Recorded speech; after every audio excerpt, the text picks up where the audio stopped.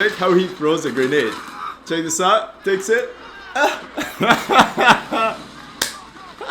Welcome to History Legends, and in this video I'll give you my thoughts on the second battle scene in the movie Hacksaw Ridge that emphasizes on the destruction of Japanese bunkers. And don't forget to watch part 1. My friend Mike Akkerman helped me with this video. More on that later. And as always, before we start, don't forget to like, comment below, and subscribe. And don't forget to check out my unique veterans book with lots of stories on the Battle of Okinawa.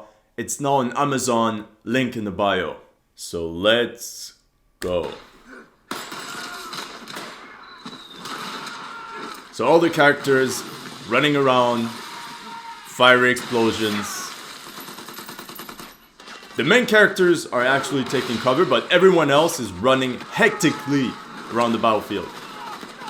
Vince Vaughn, funny to see him in a war movie.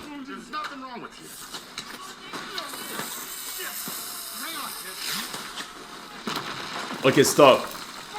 In this part, the sergeant takes the grenade and throws it back. Sadly, this scene could have been elaborated enough to be actually close to real events. On May 3rd, one of the last days of the battle for the Maeda Escarpment, aka Hacksaw Ridge, American and Japanese soldiers fought a desperate grenade battle to win the top part of the Maeda Escarpment. The concealed Japanese soldiers showered the top of the ridge with grenades and knee mortars from the river slope, and with 81mm mortar fire from a distance. So you see, American troops actually had to take grenades and throw them back quick enough, otherwise they would get blown up. But enemy fire was so intense that the Americans actually pulled back from the ridge, swearing and crying, and saying they would not go back into fight. Yet, within 5 minutes, those men would go back there tossing grenades as fast as they could pull the pins. Why couldn't they show this in the movie? Okay, the main character. Alright, quick pause about our main character, Desmond Doss. Doss was a religious pacifist, a Seventh-day Adventist who was determined to serve his country by becoming a medic, stating that he would be saving lives instead of taking them. He was eventually awarded the Medal of Honor for doing just that. Unfortunately, this movie is a condensed and fictionalized retelling, and therefore cuts out a lot of interesting events from Desmond Doss's story. The movie makes it seem as though the Maeda Escarpment, Hacksaw Ridge, at Okinawa was his first and only battle, when in fact he was on Guam and in the Philippines almost a year before this. Many of his brave feats we see depicted in this movie actually happened on Guam and Leyte instead of on the Maeda Escarpment. So by this time on Okinawa, Desmond Doss had already gained this reputation as a fearless medic. Alright, the quick pause was a bit longer than expected, but let's keep going. So now for the first time we see all the wounded. Priority? You ever heard of triage? He'll be dead before we get him down. You don't know that! Triage, very important word. Very important word, and it's so crazy that Desmond Doss acts as if he never heard the word triage before. Well, he's a medic. That doesn't make sense. Triage comes from the French word triage that literally means sorting out. The general idea is that medics bring back the wounded to the rear, just like we see in this scene. However, they wouldn't talk about triage directly on the battlefield in the middle of enemy fire. The wounded were first transported to a first aid station about 1 kilometer to the rear during the Battle of Okinawa. This is where the chief surgeon then does the first triage by separating all the wounded in 3 categories: lightly injured, moderately wounded, and the ones in critical condition. This cold method was meant to focus your energy on the wounded man that could still be saved, and not waste time on hopeless cases.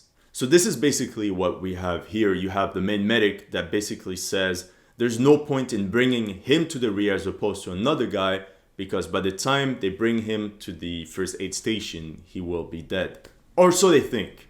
But now the tricky part is that as opposed to the Germans, the Japanese deliberately aimed at enemy medics.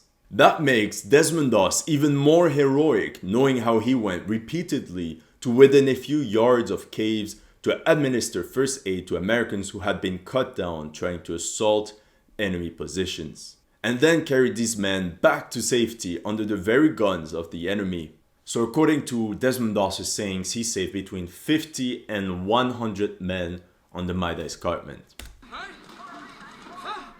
Okay. Go. It's all right, buddy. We're gonna get you home.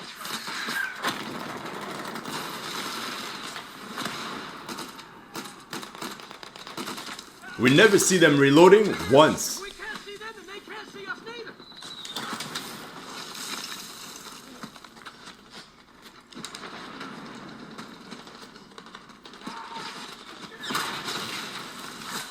You see, they're all running hectically. Doesn't make sense. Oh my god, what are they doing? Oh. What? Oh my god. It doesn't make sense. Why are the Japanese leaving their fortified positions to venture out like this in the open during an intense firefight? Not only can they be shot by the Americans at any time, just like we see, but they will also get shot by the Japanese behind them that can't see them. You see, such things, when there's no logic in a movie, this is what triggers me the most. Just like I mentioned in part 1, Japanese General Uchijima ordered his men that holding out as long as possible was the most honorable and beneficial death to give for the emperor rather than suicidal banzai attacks. And of course, the Japanese have not fired one shot. They just stared at the Americans as just petrified. Okay, let's watch it one more time. Oh my god. They literally run into his bullets. This is Call of Duty on recruit mode.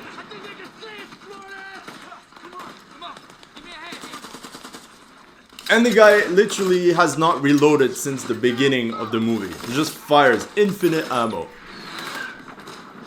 Okay, so now the Americans have a bazooka, they have a machine gun, things are going good.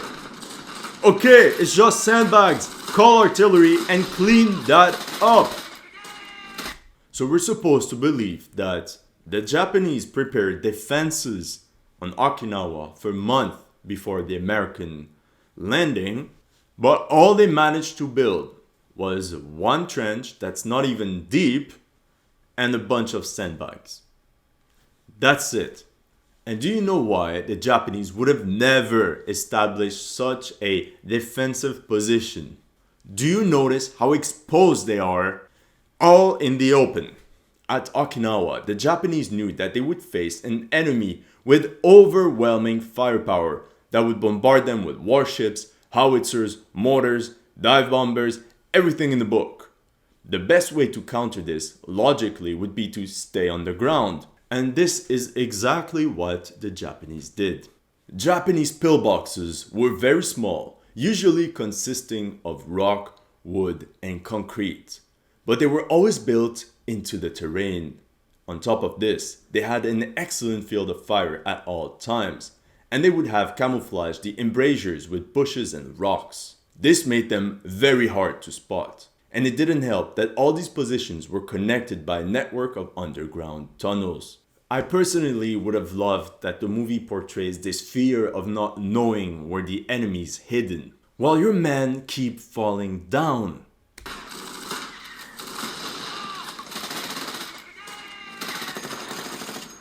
Okay, fake dust, cheap fake CGI blood, nothing new. Holy shit! Have you seen how this blows up? It's the size of a fridge, every chunk. Oh my god. Okay, but seriously, the bazooka was an effective weapon. But no way a small M6A3 rocket could do this kind of damage. Just have a look at this real life footage of a bazooka training during World War II. And take a look at the penetration effects of a rocket. And the explosion that follows. So not exactly the same effect as in the movie. The American answer to the enemy strongholds and integrated defenses was the tank infantry team, which we don't see at all in the movie. Yes, tanks were used in the Pacific, especially the newly developed armored flamethrowers. Each team generally worked in close coordination with adjacent small units and artillery. Despite overwhelming firepower, the tank infantry team was the chief instrument in the slow and meticulous approach on the fortified Shuri line. A captured Japanese commander of an anti-tank battalion stated that in view of the success of this combination, he did not see how any Japanese defenses, however well protected, could resist the Americans. So in order to continue, imagine the Americans have tanks and that American soldiers simply hide behind them to move forward without getting killed.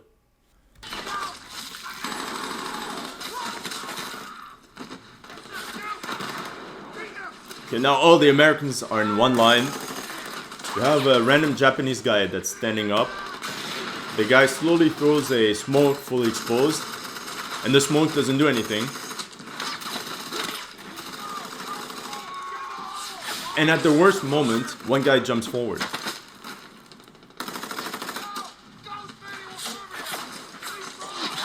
Okay, I remember the scene. Check this out. Oh yeah. The mortar. It doesn't make sense. Okay, for you, I'm gonna rewind it. Check this out. Let me know what you think. Okay, so Americans go forward. And the mortar is fully exposed out in the open, literally next to the bunker. So earlier we saw one American mortar team, and now we see a Japanese one. Don't forget that the area covered by the Maeda Escarpment was between 1 and 45 meters wide. When the American 60mm mortar needed a minimum 100-meter range to be fired. There's no way the Americans or the Japanese would position their mortars on top of the escarpment. It's way too small. Americans placed their mortars on the opposite ridge and the Japanese on the reverse slope. And obviously, the Japanese would also camouflage all their artillery and provided suppressive fire whenever they could. And they coordinated fire accuracy through telephone lines and not through direct fire like this scene makes us believe.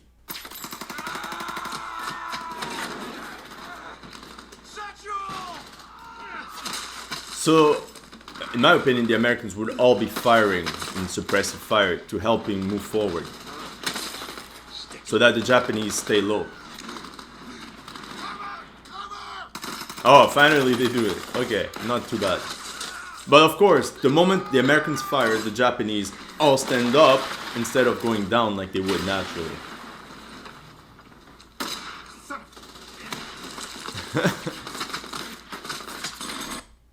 I like how Mel Gibson, censored a few slurs but goes full in gore and blood.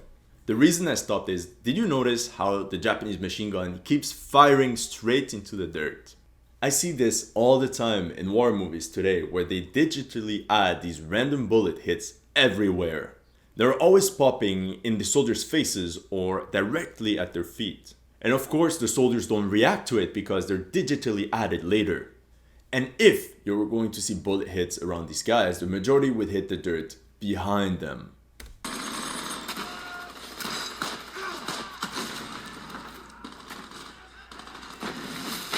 So now there's a leapfrog. Perfect. Okay, Schmitty is invisible. He's invisible. Invisibility potion. The Japanese are right there. They don't see him. So ridiculous. And none of them has a helmet. Ridiculous. And the Japanese are yelling, and then you have a nuke exploding. Perfect. Thank you, Mel Gibson. Wow, I didn't know that the Americans had mini nukes in their satchels in the Pacific. As we previously covered with the bazooka, the explosions are highly exaggerated.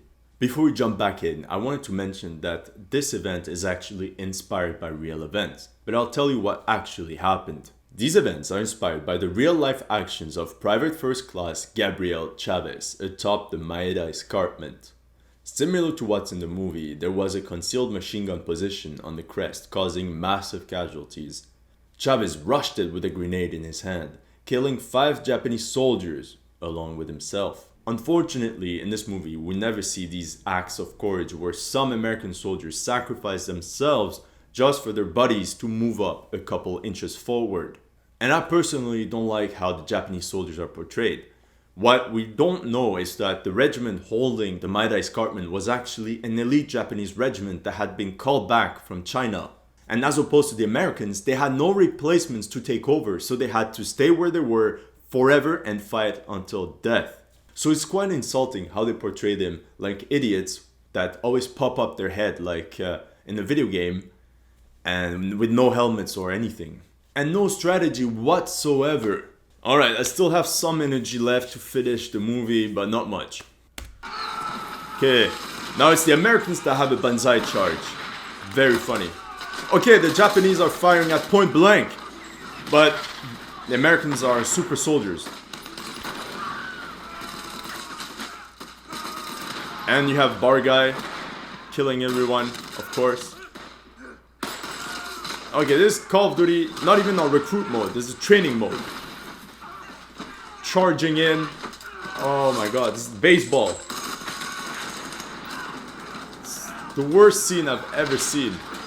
The worst is that, like I mentioned in part 1, some American squads actually attempted such rush forward, but were all immediately cut down by the Japanese. They usually try this method in the first few days of the battle, but they quickly stopped because the casualties were mounting too fast. One thing the movie sort of gets right is how close the Americans and the Japanese would sometimes be fighting each other.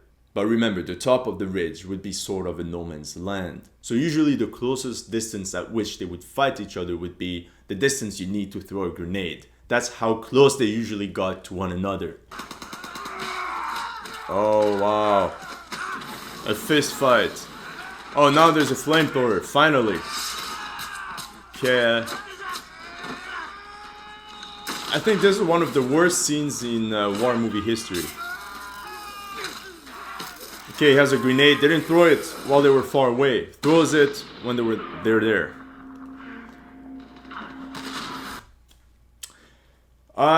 It gets painful, but there's one more scene that's really funny.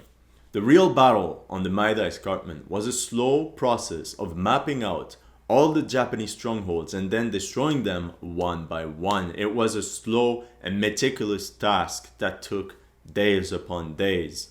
It usually involved the Americans gaining some ground and then abandoning all the land they had gained at high cost because the Japanese counterattacked early in the morning and everything would have to be restarted.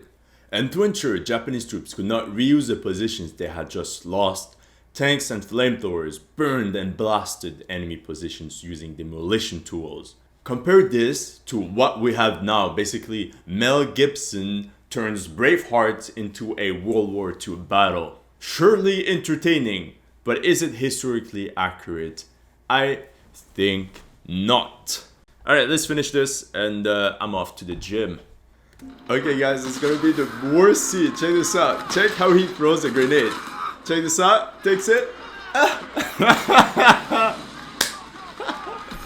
Well, I gotta rewatch it. Okay, check this out. Schmitty comes in. Pulls it. By the way guys, you can't pull the pin of a grenade with your teeth. The pin won't come out, but your teeth will. And your dentist will be super happy. Those pins are not meant to come out unless you literally yank them out. So there's 3 problems. So like we said, the first problem is that he pulls the pin out with his teeth. Typical Hollywood. The second is that he throws this weird way and then he doesn't take cover. The explosion literally is in front of him. So usually what guys do, even to this day, is that they throw the grenade at arm's length and then they go down so you don't get blasted by your own grenade. I honestly think that the entire first half of the movie with the girlfriend, the trial, and all this could have been cut. And you directly jump straight into action, like Saving Private Ryan. That way you can elaborate more on the greedy battle at the escarpment as part of the greater battle of Okinawa, but also take a good amount of time to tell Dawson's story, perhaps even start at Guam or at Leyte, where he had no battle experience. The reason I tell you this is the movie is not about the Battle of Okinawa, the movie is about Desmond Doss. Take episode 6 of Band of Brothers for example. The medic is a central character in this episode, and the plot revolves around everything his job entails, from finding medical supplies to patching up wounds and making sure everyone's feet are in good condition. The battle is happening around him, but it is all kind of peripheral. His job as a medic and the toll that takes on him is what the story is really about. And it would have been interesting to compare this Band of Brothers on the Western Front medic with this Pacific Front medic where the Japanese are aiming at you. With that being said, let me know what you think of my analysis. Did I miss anything? Comment everything below and tell me what movie I should review next. This video was done as a collaboration with my friend Mike Akkerman. Mike is an artist and filmmaker who primarily focuses on World War II history in his work.